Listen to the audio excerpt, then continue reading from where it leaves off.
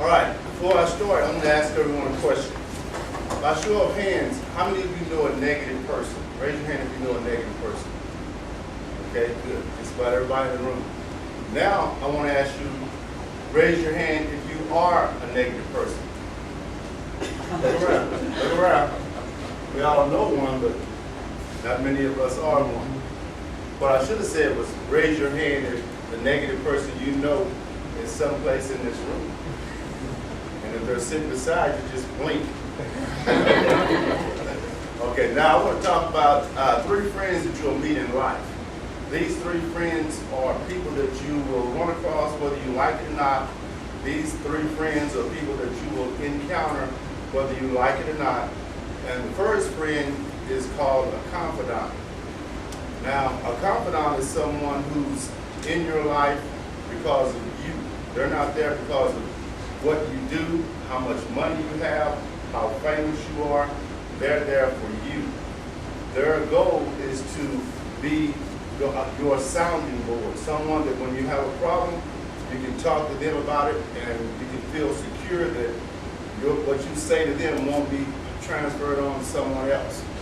We all need confidence. Without confidence, we can never reach the level of success that we seek, because you have to have somebody in your life that you can relate to on that level. Now, the next person that you have in your life that will become friends are called constituents. What constituents are, the trick that they have is they look just like your confidants. They will walk with you, they will talk with you, they will do the same thing, they will listen to you, but their motivation and their objective is different than the confidants. The constituents' objective, they have their own agenda. And as soon as someone else comes along that can get them to a place that they're trying to get to quicker than you can, they'll leave you and go with that next person. Those are the constituents. You want to be very careful about those people, because you'll have a tendency to tell your innermost secrets to those people.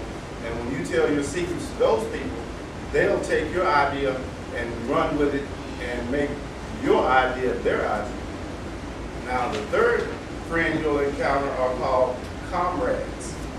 Comrades have been associated as scaffolding. Like when you're building a building, when you get ready to build a large building, you have to put scaffolding up so that it will maintain the building while they're creating the building.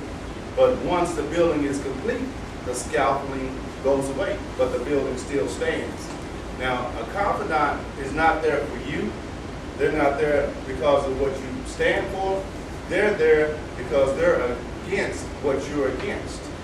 So they're going to fight with you, whatever it is that you're fighting, if they don't like what it is that you're fighting. If that's what their motivation is I don't like basketball. The reason I'm joining Carol to fight is because I don't like basketball. Not because I like Carol so much, it's because I don't like basketball. So what we'll do is we'll get together and form a team and we'll fight basketball. And once we have defeated basketball, then I'll leave and Carol will be left on her own.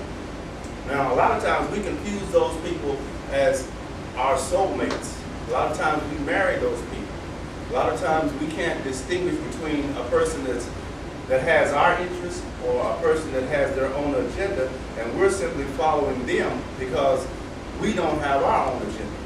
So in order for you to become successful at anything, it's absolutely necessary that you're able to focus on these 3 types of people, and don't get those 3 types of people confused when it comes to selecting your friends, your mates for life, or just someone that you associate with on a regular basis. Because as you associate with people through life, you'll find people that will leave you.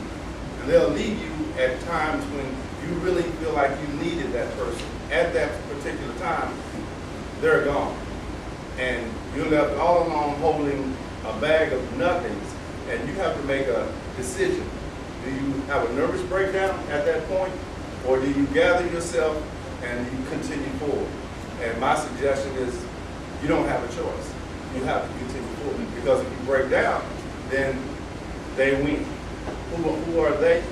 the system. We're all part of systems in life. And the system that I believe in and the system that you believe in is probably going to be just a little different, but we can all tweak them a little bit. But the end result is we want to be self-sufficient. We want to be able to provide for our families. We want to be able to become productive citizens. And all those go hand in hand when we're talking about selecting people that we choose to be in our close circle. Many times when we pick a person that we want in our close circle, we base it on things like the physical attraction, the amount of money they have, the status that they have. Those are not good indicators as to whether or not someone's going to be good for you, because people with substance, they have a tendency to have another agenda when they bring people in their circle too. So you have to be very mindful that when you sign someone up to be on your team, are these people going to be there for you? And if they're not there for you, are you going to be okay when they leave? Because if you put so much into them that it's not really you anymore, it's them. I'm so dependent on this person, and when they leave, you just out of it. So you want to make certain that you select those three friends very carefully in life. Thank you.